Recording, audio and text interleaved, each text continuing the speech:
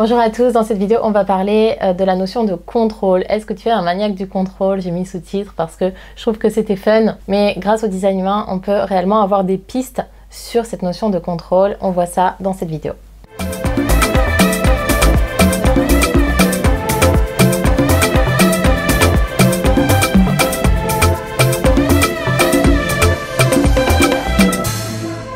Alors tout d'abord, si tu ne connais pas encore ton design humain, je t'invite à faire le test gratuit sur mon site internet www.marytyson.fr. Le lien va être en dessous. Tu vas te retrouver face à un schéma corporel. Bon, c'est normal si tu comprends pas grand chose au début, mais tu peux très rapidement avoir des informations supplémentaires, notamment sur toute ma chaîne YouTube. Aujourd'hui, on va parler d'une porte bien particulière qui se situe dans le centre du cœur ego. Je vais vous mettre une petite image sur l'écran pour que vous arriviez à la situer. Et cette porte, c'est la porte 21. Et la porte 21, c'est la porte du contrôle. Raoult, le fondateur du design humain, nous disait clairement que on vit dans un monde où tout le monde veut contrôler tout le monde. En tout cas, il y a beaucoup de personnes qui sont dans ce cas. On veut avoir le contrôle sur les gens, on veut avoir le contrôle sur les choses, sur le matériel, sur le financier, tout ça.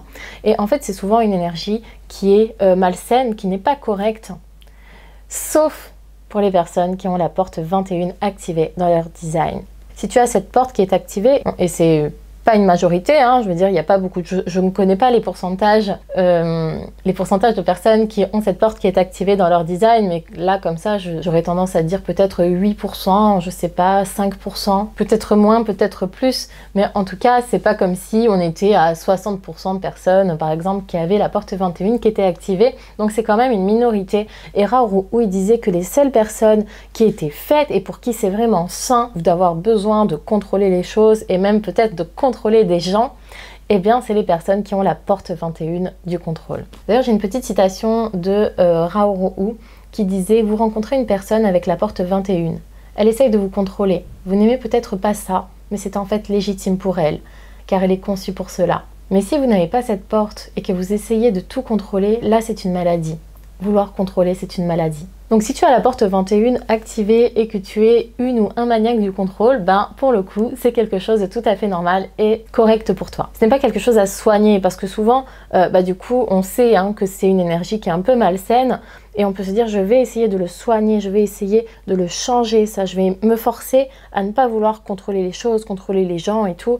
Et en fait, en faisant ça, si tu as la porte 21 activée, c'est contre ta nature. Tu vas te rendre malade à essayer d'effacer cette énergie qui est présente en toi. Après, attention, parce que tu peux avoir la porte 21 qui va être activée, mais dans un centre blanc, dans un centre qui est ouvert. Et là, ça veut dire que cette porte, elle va être activée, donc c'est une énergie qui est présente en toi, mais que tu vas ressentir de façon amplifiée, selon les situations, selon les transits planétaires, quand ton centre du cœur ego va être défini par un transit planétaire.